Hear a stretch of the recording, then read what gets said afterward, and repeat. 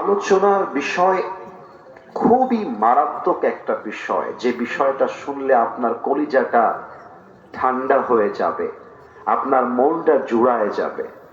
আজকে আমাদের তাফসীরের বিষয় হচ্ছে কোরআনের পরিচয়।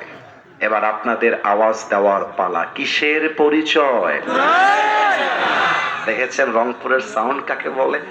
আরে ক্যামেরায় রেকর্ড যদি কেউ শোনে পুরো বাংলাদেশে কোনো প্রান্ত থেকে, ওরা এমনি বলবে যে রংপুরের সন্তানরা যারা বসে আছে একটা বিড়ালের বাচ্চা নয়, সব সিংহ পুরুষগুলো আমার সামনে।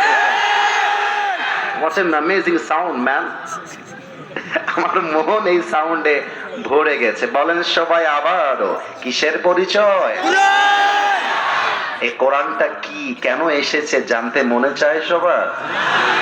সবই জানবো, তবে আমি আমার বাপ দাদার গল্প নয়, সবকিছু আমি কোরআন থেকেই জানবো। তবে যুবকরা অপেক্ষায় আছে আমাদের কথা আসিফ হুজুর কখন বলবে। Let me give my speech. আমাকে একটু সুযোগ দাও, আমি সব কথাই বলবো, বাট বলার একটা সিস্টেম আছে, একটা কোয়ালিটি আছে। আমরা এরই মাঝে বলবো যা তোমরা চাও তাই আমি বলবো, but give me the space, আমাকে সেই সুযোগটা তোমরা করে দিবা। আমাদের জীবনের সবচেয়ে বড় ভুল কি জানেন পীরগাছার ভাইয়ারা? আমি বলে দিচ্ছি, the biggest mistake of life. যে ভুলটা আমাদের জীবনের সবচেয়ে বড় ভুল, ওই ভুলটা যে বড় ভুল এটা আমরা জানিই না।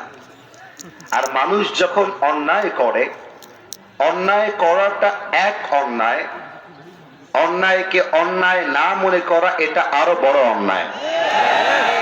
আমি রাতের বেলা পর্নোগ্রাফি দেখছি, এটা এক অন্যায়, কিন্তু পর্নোগ্রাফি দেখার পরেও আমার মাঝে পাপ করার অনুভূতি আসলো না, আমার মনে কষ্ট আসলো না।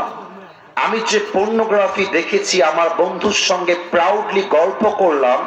পর্নোগ্রাফি দেখা এক অন্যায়, আবার এই অন্যায়কে হাসি মুখে অপরকে বলা এটা আরো বড় অন্যায়।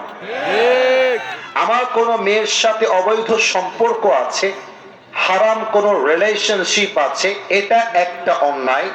আবার সেই মেয়ের সাথে যে আমার প্রেমের সম্পর্ক আছে, এটা ফেসবুকে পোস্ট করা আরো বড় অন্যায়। যুবক, অন্যায়কে অন্যায় না মনে করা হচ্ছে the biggest mistake of your life.